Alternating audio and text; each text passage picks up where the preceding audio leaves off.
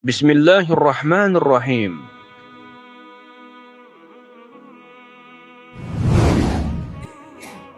Jin masuk ke dalam tubuh itu di dalam agama ada, sehingga itu di dalam Al-Quran Allah khususkan ada 2 surah ya, yang disebut dengan Al-Mu'awwidhatain, tempat untuk berlindung ya.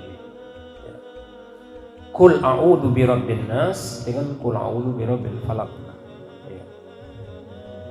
Ulama-ulama tafsir menjelaskan kalau Qul a'udzu birabbil falaq ini adalah setan yang berada di luar manusia ya, di luar tubuh manusia.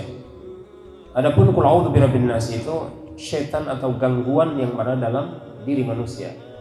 Mana yang susah? Yang ada berada di diri manusia. Kaitannya tadi bahwa manusia memang punya derajat yang tinggi.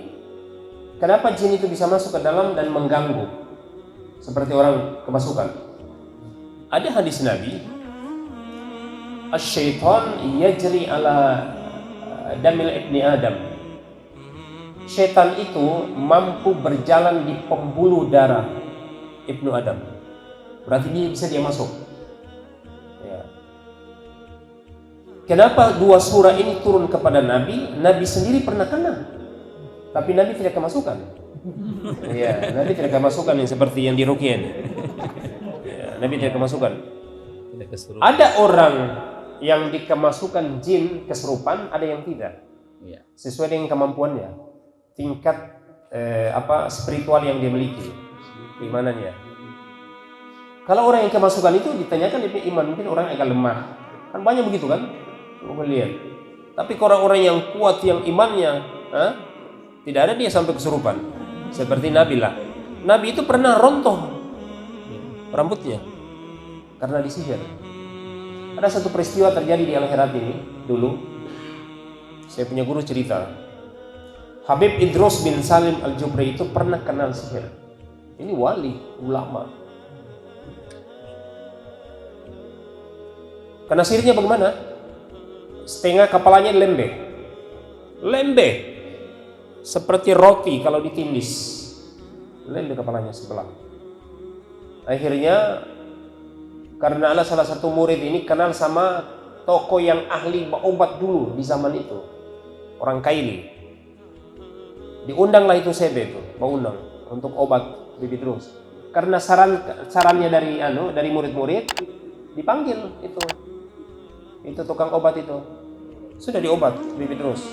Tapi berjuang karena kan dia tidak mengecewakan dia punya murid. Diobatlah. Setelah habis diobat,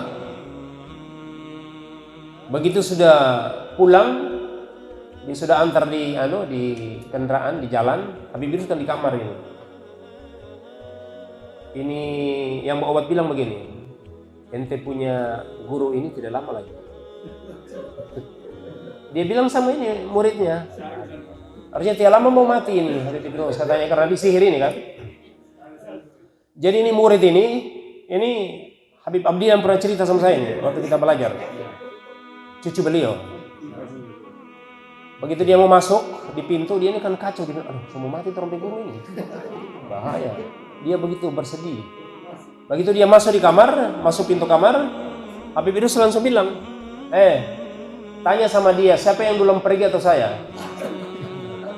Dia yang duluan pergi atau saya? Ternyata setelah seminggu itu habis dia obat, itu guru itu meninggal dunia. Ya. Habib Idrus ini punya kemampuan yang luar biasa. Akhirnya sembuh bukan lantaran dia obat, tidak. Sembuh sendiri. Ini arti menunjukkan siapapun boleh kena sihir. Sehingga itu Allah menurunkan 2 surah ini. Qul a'udzu birabbin nas dengan Qul a'udzu birabbil falaq. Wallahu a'lam.